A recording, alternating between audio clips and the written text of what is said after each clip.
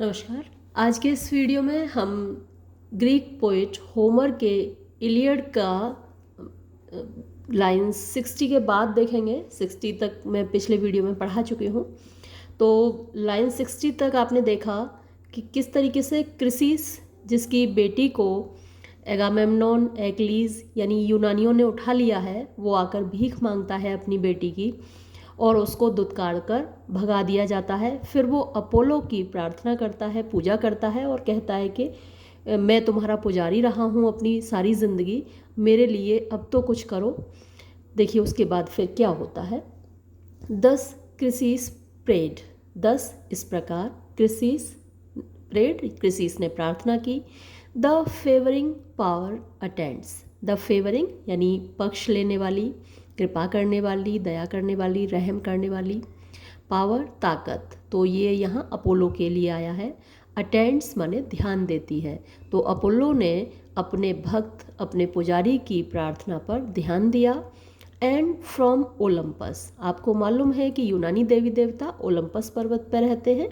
तो ओलंपस से, और लोफ्टी टॉप्स, ओलंपस की, तो ये एपोस्ट्रॉफी एस है, ओलंपस की, लोफ्टी मीन्स हाई, टॉप्स माने चोटियाँ, डेसेंट्स उतरता है। तो अपोलो ओलंपस की ऊंची चोटियों से उतरकर नीचे आता है अपने भक्त की प्रार्थना सुनकर। Bent was his bow, bent झुका हुआ था, हिज बो उसका धनुष। The Grecian hearts to wound, Grecian यूनानियों के हार्ट्स दिलों को, टू वूंड घायल करने के लिए, छेदने के लिए, क्योंकि उसके भक्त को अपमानित किया है तो बदला तो लेगा अपोलो। तो यूनानियों के दिलों को छलनी करने के लिए उसका धनुष तैयार था। Fierce as he moved, fierce वो बहुत भयानक दिख रहा था। सूरज को तो आप देखिए वैसे ही इतनी ज्वाला होती है और इतनी अग्नि होती है उसमें, और अब तो गुस्से में और है क्योंकि उसके भक्त को परेशान किया गया है। तो फियर्स एकदम भयानक, एज ही मूव्ड जब वो चला आ रहा था, तो अपोलो चला आ रहा है बड़े भयानक रूप में। His silver shafts resound, his silver यानी उसके चांदी के जैसे, शैफ्ट्स माने तीर, रिसाउंड माने आवाज़ कर रहे हैं, साए साए करते हुए उसके तीर चल रहे हैं। ब्रीदिंग रिवेंज यानी बदला ले रहे हैं। A sudden night he spread यानी बदला लेते हुए, अ सडन माने अचानक से, नाइट मीन्स रात, ही स्प्रेड उसने फैला दी। अब देखिए सूरज निकलता है तो दिन फैलता है ना, अंधेरा नहीं फैलता, दिन निकल कर आता है। लेकिन यहाँ क्या किया सूरज ने, अपोलो सन गॉड है, उसने अचानक से रात फैला दी। कमाल है। एंड ग्लूमी डार्कनेस, और एक घना अंधेरा, रोल्ड माने घूम रहा था, छाया हुआ था, अराउंड हिज हेड उसके सिर के चारों ओर। भाई सूरज के सिर के चारों ओर तो रोशनी ही रोशनी छाई होती है, एक पूरा हैलो होता है रोशनी का, लेकिन यहाँ तो अंधेरा छाया हुआ है। द फ्लीट इन व्यू, उसके सामने फ्लीट माने जहाजी बेड़ा था। कौन सा जहाजी बेड़ा? यूनानियों का। ही ट्वैंग्ड हिज डेडली बो, ट्वैंग धनुष की टंकार होती है, झंकार कह सकते हैं आप। तो उसने अपने धनुष की टंकार भरी, डेडली माने फिटल, खतरनाक, बो माने धनुष, तो अपने खतरनाक धनुष को उसने टंकारा। And hissing fly the feathered fates below, वाह क्या एलिटरेशन है, fly feathered fates, F F F, and hissing और साए साए करते हुए, हिसिंग साउंड, हिसिंग फ्लाई यानी उड़ते हैं, द फेदर्ड फेट्स यानी जिनके पर लगे हुए हैं, और फेट्स माने भाग्य, और भाग्य का ये तो दुर्भाग्य है, दुर्भाग्य के तीर हैं वो, एकदम से दौड़ कर आते हैं, उड़ते हुए आते हैं किधर? बिलो, नीचे, ऊपर से नीचे की ओर। ऑन म्यूल्स, तो म्यूल खच्चर होते हैं, घोड़े आप कह सकते हैं, घोड़े घोड़ी खच्चर। एंड डॉग्स, और कुत्तों पर। तो सबसे पहले असर किस पे हुआ? जानवरों पर।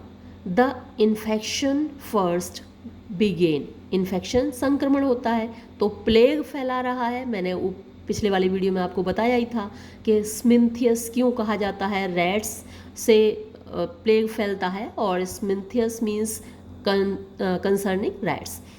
तो अब यहाँ पर इन्फेक्शन फैल रहा है प्लेग का, और पहले कहाँ फैला, जानवरों में। अक्सर बहुत सारी बीमारियां हैं जो पहले जानवरों को होती हैं फिर हमें होती हैं, है ना। एड्स वगैरह ये भी पहले बंदरों को हुआ था फिर हम लोगों को हुआ है। ये स्वाइन फ्लू है या बर्ड फ्लू है, ये पहले जानवरों को होता है फिर हमको होता है। तो यहाँ भी वही हुआ कि पहले खच्चरों को, कुत्तों को हुआ। एंड लास्ट, और अंत में, द वेंजफुल एरोज, वेंजफुल मतलब बदले की भावना से भरे हुए, एरोज तीर, फिक्स्ड इन मैन मनुष्य के अंदर गढ़े, यानी अब मनुष्यों के बीच में प्लेग फैला। फॉर 9 लॉन्ग नाइट्स, 9 लंबी रातों तक, through all the dusky year, यानी पूरी, डॉन माने सुबह होती है और डस्क मीन्स शाम होती है। अब क्योंकि ऊपर से ही पूरा सिनेरियो ग्लूमी दिख रहा है आपको, तो डस्की ईयर यानी जो धुंधली हवा थी, डिम हवा थी, यानी अंधेरे से भरी हुई हवा थी, तो 9 लंबी रातों तक। The fires thick flaming shot a dismal glare, वैसे यहाँ फायर्स की जगह पायर्स होना चाहिए ना, जो चिताएं होती हैं, तो लोग मर रहे हैं और उनकी चिताएं जल रही हैं। तो द पायर्स थिक फ्लेमिंग, यानी चिताएं जिनकी के घनी, थिक माने घना होता है, फ्लेम ज्वाला होती हैं, लपटें होती हैं, तो जिनकी घनी ज्वालाएं शॉट माने ऊपर को फेंक रही थीं। A dismal means gloomy, full of darkness, वैसे तो आग रोशनी देती है, लेकिन यहाँ पर क्योंकि मौत और चिता की आग है तो वो ग्लूमी है, रोशनी नहीं भर रही, आशा की किरण नहीं भर रही लोगों के दिलों में, वो अंधेरा भर रही है, वो निराशा भर रही है। तो जो चीज़ें डिस्मल होती हैं वो हमारे दिल में निराशा पैदा करती हैं, डिजेक्शन पैदा करती हैं, फ्रस्ट्रेशन पैदा करती हैं। तो वैसी ही ये आग है। ग्लेयर माने चमक होती है, लेकिन अब देखिए ग्लेयर हमारे मन में आशा लाता है, लेकिन ये ग्लेयर है ही अजीब, लोगों की दिलों को डिस्मल फीलिंग से भर रहा है।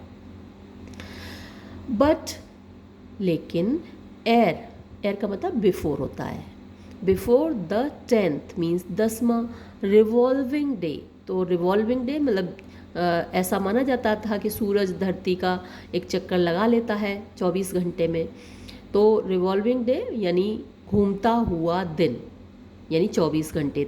10वां जो दिन है वॉज रन, वॉज रन का मतलब ख़त्म होने से पहले।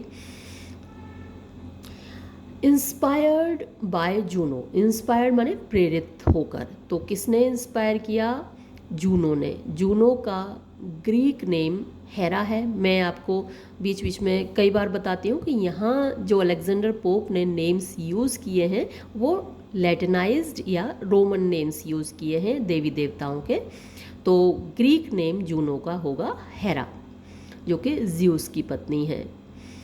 इंस्पायर्ड बाय जूनो यानी जूनो के द्वारा प्रेरित होकर थेटिस, और यहाँ एपोस्ट्रॉफी लगा हुआ है तो थेटिस का, गॉड लाइक सन यानी देवता जैसा बेटा, कन्वीन्ड उसने बुलाया, टू काउंसिल सभा के लिए, ऑल द ग्रीशियन ट्रेन यानी सभी यूनानी लोगों को। ट्रेन का मतलब यहाँ लोग हैं या ग्रुप है या आर्मी है, जितने भी यूनानी लोग हैं उन सबको काउंसिल के लिए बुलाया, असेंबली के लिए बुलाया कि भाई चल क्या रहा है, समझ में नहीं आ रहा है, आइए जरा आकर बैठें, विचार विमर्श करें कि ऐसा हो क्यों रहा है, लोग मर क्यों रहे हैं।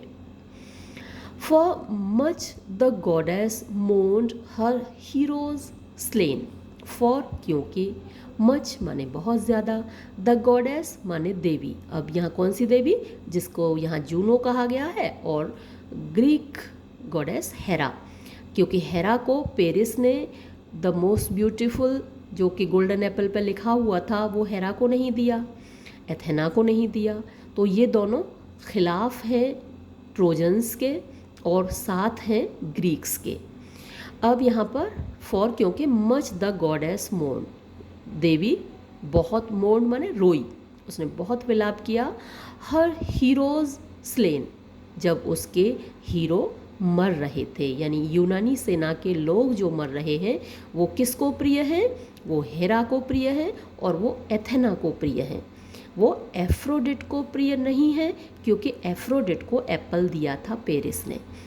ये चीज़ दिमाग में हमेशा रखिए आप। द असेंबली सीटेड, असेंबली सभा, सीटेड बैठ गई। राइजिंग तो उठते हुए, ओवर द रेस्ट बाकी लोगों से ऊपर, यानी बाकी लोग बैठे हुए हैं और वो खड़ा हो गया तो बाकी लोगों से ऊपर उठ गया। कौन? एक्लीज। 10 माने इस प्रकार, द किंग ऑफ मैन, राज यानी लोगों के राजा, लोगों का राजा यहाँ कौन है? एगामेम्नॉन, यानी यूनानियों के राजा को उसने एड्रेस्ड माने संबोधित किया, उससे कहा, क्योंकि वही कमांडर इन चीफ है एगामेम्नॉन। वाई लीव वी नॉट, हम छोड़ क्यों नहीं देते? द फेटल ट्रोजन शोर, फेटल खतरनाक, ट्रोजन ट्रॉय के, शोर माने किनारा, ट्रॉय का खतरनाक किनारा जिसमें कि हमारी सेना मरती जा रही है, हम इसको छोड़ क्यों नहीं देते? एंड मेजर बैक, मेजर माने मापना, बैक वापस, यानी वापस क्यों नहीं चले जाते? द सीज, उन्हीं समुद्रों को, वी क्रॉस्ड बिफोर, जिनको हमने पहले पार किया था, यानी यहाँ आने के लिए हमने जिन समुद्रों को पार किया था उन्हीं समुद्रों को वापस पार करके हम लौट क्यों नहीं जाते? The plague destroying home the sword would spare, the plague यानी ये जो बीमारी है, डिस्ट्रॉइंग विनाश कर रहा है, मार रहा है, होम उन लोगों को जिनको के द स्वॉर्ड वुड स्पेयर, यानी तलवार छोड़ दे रही थी, तलवार के काबू में नहीं आए, तलवारों से जो योद्धा नहीं मरे उनको प्लेग मारे डाल रहा है। टिस टाइम, यही वो वक्त है, टू सेव, बचाने का, द फ्यू, जो थोड़े से, रिमेन्स, बचे हैं, ऑफ वॉर, इस युद्ध में, इस युद्ध से जो थोड़े से लोग बचे हैं उनको बचाने का वक्त आ गया है भाई। बट लेट सम प्रॉफिट और सम सैक्रेड सेज, बट लेकिन, लेट सम प्रॉफिट, प्रॉफिट जो भविष्यवाणी करते हैं, और सैक्रेड माने पवित्र, सेज माने साधु।